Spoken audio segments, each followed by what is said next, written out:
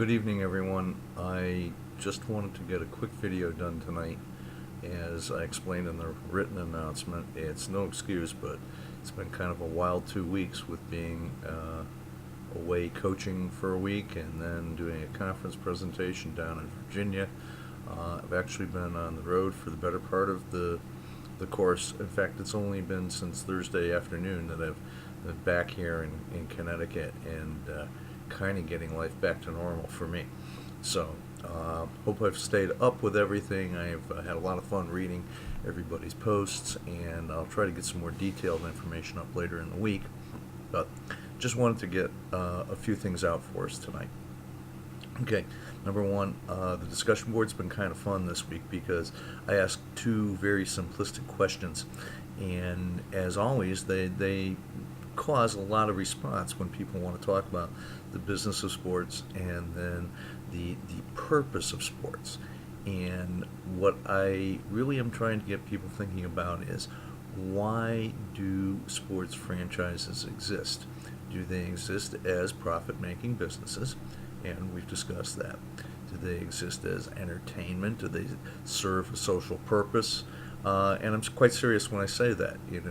A lot of them are a source of civic pride, and a lot of them are something that people are passionately attached to.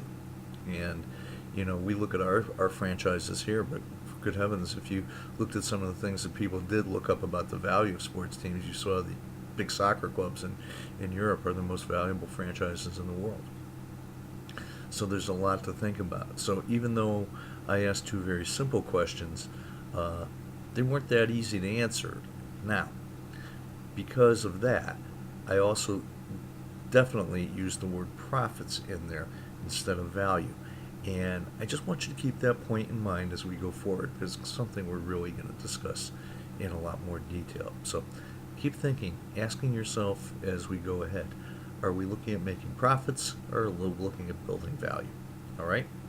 Now, this week, boy, we could have a lot of fun because NFL free agency started. That's always a business, almost wildfire thing going on. We've got the NCAA tournament just starting. I'm sure all of you are scrambling to fill out your brackets and figure out the eventual winner and win your office pool. But there's a lot of business going on here. That is a huge event, and maybe towards the end of the week I'll be able to come up with some material that we can look at to keep things really topical. But this week we do have some more economic stuff in here, and I tried to find some material that would keep it less than being really boring. When we want to talk about monopoly and industrial organization and all that kind of stuff, doesn't sound like a lot of fun. But what I found was, and I hope you will look at, there's a piece of a work from a very unexpected source, and that would be the Federal Reserve Bank of Boston.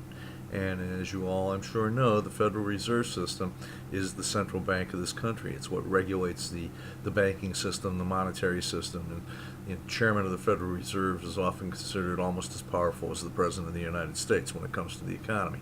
So you can tell it was a little surprising to discover a few months ago that the Federal Reserve Bank of Boston has a sports page on their website. But they also do a great job of explaining the business of sports.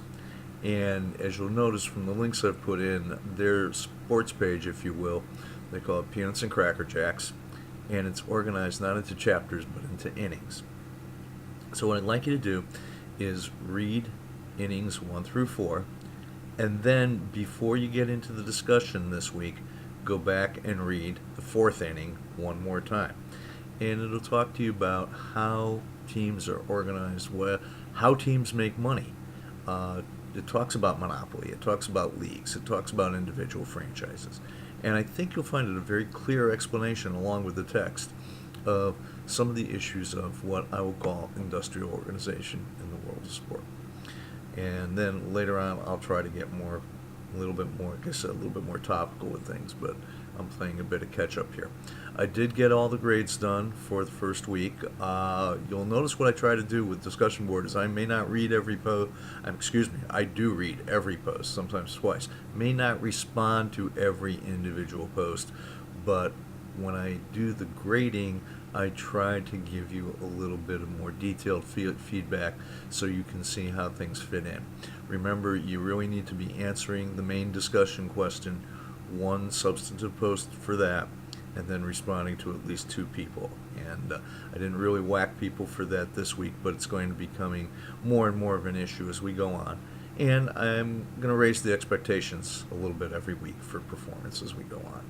So I just hope this is a really quick introduction. What I did was, because I didn't have a chance to do as much background work as I usually do, I've included also in the unit a couple of videos from prior editions of the course, so you can see some of the comments I made to students back then. But because the units were covering the same topics, I think you'll find them still valid.